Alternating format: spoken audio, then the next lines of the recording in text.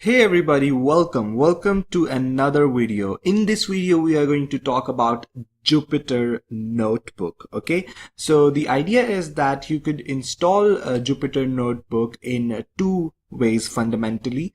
So if I were to go on the website like jupyter.org, from here you can actually download the Jupyter Notebook. So what we are going to do that we're going to go to the documentation. We are going to click on the install Jupyter Notebook, and it would take you to the documentation, and it would tell you that how can you install. So as I have told you that there are two fundamental ways in which we can install it. So you can install Jupyter either by using Anaconda, or you can install Jupyter by using pip module. Okay, so we have done a video on Anaconda in which we have installed Jupyter using Anaconda. So the link to that video is in the description. So I would recommend you to install Anaconda and install Jupyter Notebook using Anaconda. The link is in the description. Go ahead, watch that video how to install the Jupyter Notebook using Anaconda as well. So if you don't want to install Anaconda, and if you want to install the Jupyter with pip module, then these are the commands. So this is the command for Python 2. Basically there is not much difference between these commands. The only difference here is that if you're using Python 3, you're gonna type in Python 3 here. If you're using Python 2, you're just simply gonna write here Python. Okay, so these are basically two commands. So what you can do, you can open up your terminal and you can just simply paste these commands. I have Python 3 installed on my system, so I need to copy this command. So you can see that it has upgraded and it was already up to date. So in your case, if it is not already upgraded and it is not up to date, it is going to take a while. All right, so now I'd go ahead and I would copy the next command, and I would try to install Jupyter Notebook. I already have it. I've done it using Anaconda, and you can go ahead and you can watch our previous video in which we have shown you that how to install Anaconda, and in that video we have told you that how you can install Jupyter Notebook as well. Okay, so now the concept is very simple. We have our Jupyter Notebook. So how do we run it? So the idea is that you press Ctrl Alt T, and in whichsoever directory you wanna run it, in which you have installed it, you can run it from there. So right now I have this directory, Anaconda 3. In here, if I were to run our Jupyter Notebook, what I need to do, that I just simply need to write here Jupyter Notebook. Okay, so if I hit enter, now it would start to run the Jupyter server. Okay, so it would run it on our local host. All right, on the local host on the port 8888. All right, so the idea is that when you are running your Jupyter server, you don't need to interrupt it, or you do not need to close it. Okay, so if you close it, then obviously this thing is not gonna work. It will not be running the Jupyter Notebook on our local host anymore if you close this window. Okay, so remember, do not close it. So now you can see here you have the list of all the directories. You can create your own directories. So I would go on my desktop, and on my desktop I have nothing. I don't have any directory. So what I could do, that I could create a folder here, and then I could create a file inside of that. That is totally on me. So what I could come here, I could create that folder. The folder name is untitled, so I could literally change the name of the folder. I just need to select it, and I just need to rename it. So let's say I say new folder, and if I hit enter, it is renamed. So inside of that, if I go inside, I can actually create a file. So there are, you can see there are options. You could create either a text file, or you can also run the terminal, and you can also create a Python 3 file. I would show you in a while that how can you run bash commands within the Python 3 cells. Okay, so right now here, whatever you see, like this one thing is a cell. So the idea is you could ask that what is the advantage of notebook. So the advantage of notebook is that you can have, literally you can have here, let's say a code, its output, and the explanation of it, like the code that you have worked with. You do not have to take the code and then paste into the Word file or some document file and then write down everything. No, it's not like that. In the notebook you have this privilege that you could have like literally HTML text right here, and then you can have the code right here, and then on top of that you can actually have the output of the code as well. So these are the basic three things that you could have in the notebook at the same time. So you basically do not need to create a document separately, but what you can do is that you can create a nice looking document with code, with output, and with all the results in the same file. Okay, and then you basically, if that file is the Jupyter notebook file, you can instantly make changes in the code as well, and that's how you can change your output as well. Okay, so let's get started and let me show you that how can you work with it. So right now you could see here we have Python 3. So right now this our cell is not active, it is just selected. So you could see that pencil, the edit sort of thing, is gone. So now if I click on it, you could see that the pencil sign has appeared here. It means that you can actually edit it and you can run the code. All right, so here we have several options right here. So first of all, let's go to help and let's click on keyboard shortcuts. So whatever the shortcuts that you want to know about, you can come here and you can see all the shortcuts right here. So some of the time maybe people do not like to use mouse, and you if you are working a lot on the notebook, so you will get used to these shortcuts and you will probably need them because it will increase your productivity and you could do things a little bit faster, okay, over time. So right now these are all the shortcuts, these command mode, these are like for Mac, and these are the edit mode. Press enter to enable. So you have go to the cell start, you press control home, control up for go to the cell start, go control end, go to cell end.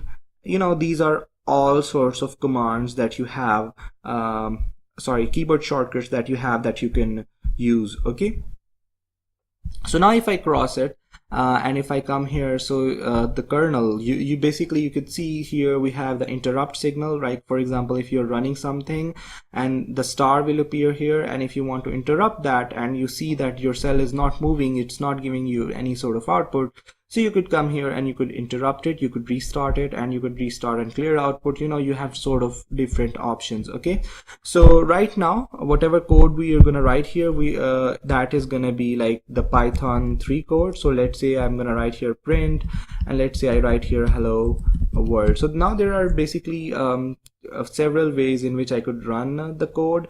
So right now if I hit enter, you can see it would move it to the next line. And if I press shift enter, it would execute everything in the cell. Like let's say if I have one line, it would execute the one line. If I have like two lines, the same line here, then it would execute the second line as well. Okay, so doesn't matter how many lines I have, it is going to execute all of them. Okay, so then we have this cell option here as well. So let's try to execute it first. So if I run it like shift enter, you could see that we have the output here as well. So let's try to go here, and if I click this run cells, you can see that it has given me the output. So if I come here and if now I try to run cell, you could see there's nothing in the cell, so it would not run it. Okay, so what I could do, I can also choose this option right here, run cells, and select below. If I do that, you can see that it has not only run this cell, but it has also selected the next cell. So you could see here one thing, that now you can see that the number here has changed. So it is nothing but it is just the order of the execution. So this is basically what it tells us, that in this very file we have executed this thing for like the third time. We have performed the execution for the third time in the file. All right, So now if I go again and if I select this cell, and if I select this one, run cells and insert below, you could see that not only it has executed this and you can see that the number has changed as well, but it has also inserted a cell below. Even though we had a cell already there, it has not selected and started editing this cell, but what it has done, that it has inserted a new cell inside of it. Okay, so you can also have this sort of thing. You can run all three cells. Let's say if we have something inside of it, let's just paste that thing and paste that thing. So basically we have now three cells, and if we try to do this, run all, you could see that it has basically executed all three cells right away. Okay, so you can run all below. So let's say if I select this one and if I say run all below, it would basically it would not run this one, but it would run this one. Okay, so it would actually run this one included, and it would also run this as well. Okay, excuse me for that. So it would run both of them. So let's say if I select this one and if I say run all above, so what it is going to do, that it is not only going to run this one, it is going to run this one and this one as well. So if I select that, run all above, you can see that it has basically run all of the above. Okay, so now there is another thing that you could do, that you could insert cells above and below. So let's say now I have this one, so if I insert the cell above, you could see that the cell has been inserted above, and if I select this one again and if I try to insert the cell below, you can see that I have inserted a cell below as well. Okay, so you also have the option to select from here to go to the code, to the markdown and raw NB convert and heading. So it's up to you. You can create a cell in that way. So let's say if I select markdown, it will actually create this it will actually dedicate this cell as a markdown instead of Python 3. But even though if I if I write here code, you could see that I have this thing appears up here, but still even though that is the code line, that is the cell is dedicated to code, I can still run it as a markdown. You could ask how. So first of all, you're just gonna put an ampersand sign here. Okay, so when you put it, first of all, let's see all the magic commands that it offers. So I hit shift enter, and you can see that these are the all available line magic that we have. So you could see that if we were to write any markdown, any HTML file, what we've got to do is that we have got to put double ampersand sign, and similarly double ampersand sign with the markdown, and then we can run any HTML sort of file. So for example, we have this one here. So let's say we put ampersand double and we write here HTML, and let's say now we write here h1 and we write here hello, and then we write here h1, and if we hit enter or shift enter, you could see that it has basically printed out this hello right here. So now it is not a Python editor, but it has become an HTML editor as well. Okay, so basically this could be the code and this could be the explanation of the code. Let's say I write here this is the Python code which runs and says hello world. Okay, so basically simple is that. So you can see that these are basically very useful. The notebook is very useful in the matter of the documentations and also in showing the outputs and things like that. So there is another thing that you could do, that you can even run bash commands inside the notebook. Okay, so that's that's handy. So how can you do that? You just need to put an exclamation mark right here, and then what you're gonna do, that you're gonna write here any bash command that basically you want to write. So let's say I write here pip, and then I write here, let's say, list. If I press shift enter, you could see that it has basically shown me all the pip list here, okay, as an output. So this is, you could say, this is the terminal command. That, yes, it is a terminal command, but we have run it inside the Jupyter notebook. So this is the magic that you could do with the Jupyter notebook. So now you could see that, you know, this is print hello. This is a very simple command.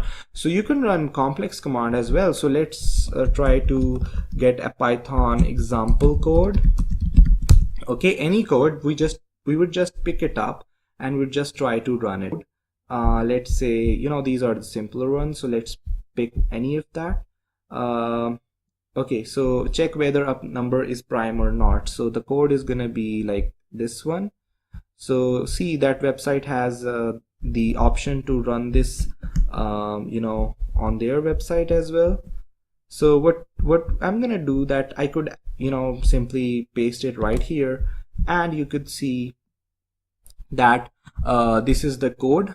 We have a number, we have given a number which is 407. We are not taking any input, rather we are just giving the number in the code. So if number is greater than 1, obviously then it is going to check the range, and then there is an if statement. Then we have got the print statement which would tell if that number is prime or not, and then we have a break statement, then we have an else statement as well. Okay, so let's try to run it and let's see what we get as an output. So it tells us that 407 is not a prime number, and 11 times 37 is 407. Okay, so basically that is a simple code. The purpose of running this code is to let you know that you can run any Python code inside the Jupyter notebook. You can run any code which is related to graphs as well. Okay, so that's really handy. You can run the pandas library of Python. You can run the code which is related to the pandas, and you can, you know, literally load data frames, the set of data frames inside the Jupyter notebook. Okay, so that's it for this video. I hope you have enjoyed this video. You have learned something new. For further knowledge, for further articles, visit our website linuxhint.com, and I'll see you in the next video.